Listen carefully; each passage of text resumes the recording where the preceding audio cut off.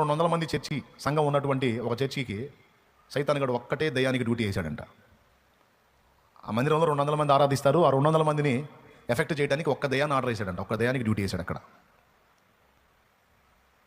ఒక చోట ఒక ఇల్లు ఉందట. ఆ ఇంట్లో ఒక ముసలమ్మ మాత్రమే ఉంటుంది, ఒక సింగిల్ పర్సన్, ఒక ముసలమ్మ. ఆమె దగ్గర మాత్రం 200 దయ్యాలను డ్యూటీ వేశాడంట. 200 దయ్యాలని. ఒక్క ముసలావిడ దగ్గర, ఒక పెద్దావిడ దగ్గర 200 దయ్యాలైంది. 200 మంది సంఘం ఉన్న దగ్గర ఒక దయ్యమైంది. మీకు డౌట్ రావాలిగా, ఇప్పుడు ఒక దయ్యం ఎక్కడ ఉండాలా? ఒక ముసలమ్మ దగ్గర ఉండాలా. 200 దయ్యాలు ఎక్కడ ఉండాలా? 200 సంఘం దగ్గర. అంటే మనిషికి ఒక దయ్యం కాడికి, అంతేనా? కానీ రివర్స్ అయింది. ఆమె దగ్గర ఏమో 200 దయ్యాలు ఉన్నాయి, ఇక్కడేమో ఆ ఒక దయ్యానికి కూడా డ్యూటీ లేదు, నిద్రపోతుందంట. మీలాంటి వాడు అడిగాడు, ఎవరిని? సాతానికి సంబంధించిన వాళ్ళు ఉంటారుగా, ఆడి అధికార దూతలు ఎవరో ఒకళ్ళు ఉంటారు కానీ అడిగాడు, ఏంటి మీ వాడు ఒట్టి విరిమాలోకంలాగా ఉన్నాడు, మీ రాజు, మీ పాతాళ రాజు. 200 మంది సమూహం దగ్గర ఏమో ఒక మనిషి ఒక దూతను వదిలిపెట్టి, ఒక దయ్యాన్ని వదిలిపెట్టి, ఒక ఆవిడ దగ్గర 200 పెట్టాడు. అంటే అప్పుడు వాడు చెప్పాడు, మేమేం తిక్కలోళ్ళం కదా, మీరే తిక్కలోళ్ళు. ఇక్కడ సంఘం అని పేరుకు 200 మంది ఉన్నారు కానీ మొత్తం బుస్సే. అదిగో చూడు, వాళ్ళ అవతారాలు చూడు. లోపల తిరిగేవాడు తిరుగుతున్నాడు, కూర్చునేవాడు కూర్చుంటున్నాడు, ఆడేవాడు ఆడుతున్నాడు, పాడేవాడు పాడుతున్నాడు. చెవుల వస్తువుల గురించి, మెళ్ళ వస్తువుల గురించి మాట్లాడుకునే వాళ్ళు మాట్లాడుతున్నారు, చీరల గురించి మాట్లాడేవాళ్ళు మాట్లాడుతున్నారు, నిద్రపోయేవాడు నిద్రపోతున్నాడు, ప్రసంగం చెప్పేవాడు ఏం చెబుతాడు వాడికి అర్థం కావట్లేదు.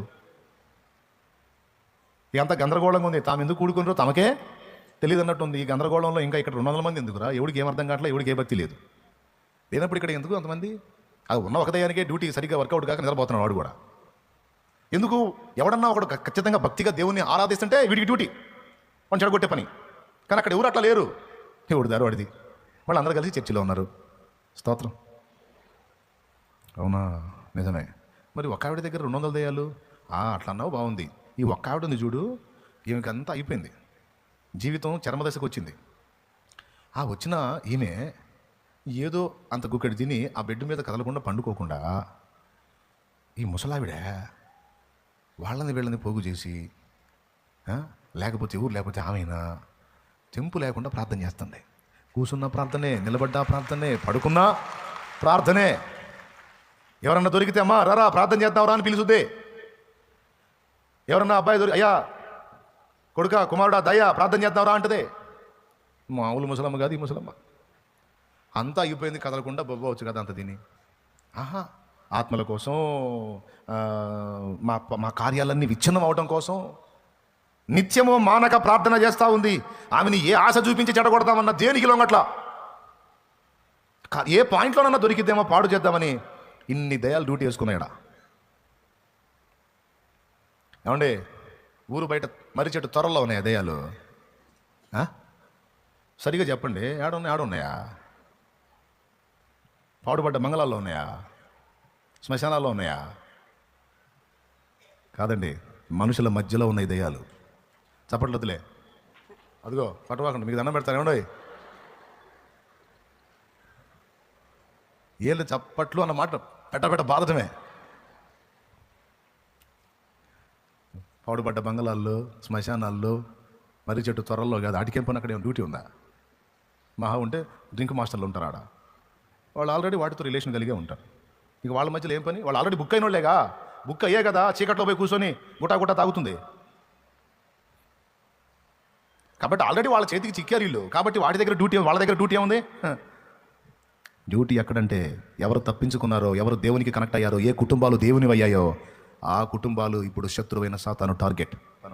చెవులు గలవాడు ఆత్మస్వరం వినుగాక. ఆలోచన చేయండి ఒకసారి. అబద్ధాలు ఆడుకుని నిజాలు చెప్పండి. ఇన్ని క్రైస్తవ కుటుంబాలు ఉన్నాయి, ఇంతమంది ఫ్యామిలీస్ కదా. యథార్థంగా చెప్పండి, డైలీ మా ఇంట్లో ఫ్యామిలీ ప్రేయర్ జరిగిద్ది అన్నోడు చేతులు ఎత్తండి. ఎంతమంది చేతులు ఎత్తుంది? ఇదిగో దేవుడు చూస్తున్నాడు, షో చేయొద్దు, నీ జాగ్రత్త. చూడండి, వేలాది మంది ఉన్నారు ఇక్కడ. నాకు తెలిసి మొత్తం కలిపి ఒక 30-40 చేతులు కూడా లేవాలా. మరి వేలాది మంది కుటుంబాలు వేయండి. ఎందుకని చేయట్లేదండి ప్రార్థన? నేను చెప్పనా? వర్కౌట్ అవుతుంది అక్కడ. ఎవరికి? దేవునికి కాదు. వర్కౌట్ చేస్తున్నాడు వాడు అక్కడ. ప్రార్థన చేస్తాను నేను చేసుకుంటున్నాను. నేను నాకు ఏకాంత ప్రార్థన చాలే మన చెప్పలా.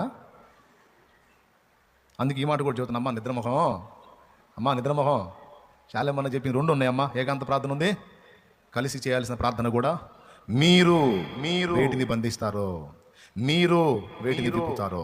సంఘం అంతా కలిసి పేతురు సంఖ్యలను విప్పింది. పేతురు బయటకు వచ్చాడు. ఇప్పుడు కొట్టాలి. సంఘం అంతా కలిసి హేరోదు గాడి కుట్రను బంధించిందే. వాడు ఏం చేయలేకపోయాడు. హేరోదు గాడి కుట్రను బంధించిందే. వాడి కుట్రను బంధిస్తున్నాం దేవా, వాడు ఫెయిల్ అవ్వాలి, వాడి ఎత్తుగడల నాశనం అవ్వాలి. మేమంతా కలిసి ప్రార్థన చేస్తున్నాం. నీ దాసుడు యేసు నామములో విడుదల పొందాలి, మేము విడుదల చేస్తున్నాం. కథం వచ్చేసాడు బయటికి. దోత దిగొచ్చాడు. చూడు మరి ఏం కార్యమో. ఈరోజు కూడా వస్తాడు నాయన దేవుడు, ఈరోజు కూడా దోత వస్తాడు. కానీ అలా ఐక్యంగా ప్రార్థన చేసే కుటుంబాలు ఎక్కడా? అరే మన ఫ్యామిలీలో ఐక్యత చెడిపోతుంది, సమస్యలు చాలా ఉన్నాయి, జబ్బులు చాలా ఉన్నాయి, ప్రాబ్లమ్స్ చాలా ఉన్నాయి, కానీ కలిసి ప్రార్థించడం అనేది జరగట్లా. ఎందుకని? ఈరోజన్నా కళ్ళు తెరుద్దాం, ఈరోజన్నా తెలివి తెచ్చుకుందాం. మీరు అన్నాడు. ఆ మీరుని రౌండ్ కొట్టండి, కాస్త చురుగ్గా. మీరు అనే దాన్ని రౌండ్ కొట్టండి. ఆ రెండు అక్షరాలే రౌండ్ కొట్టండి. మీరు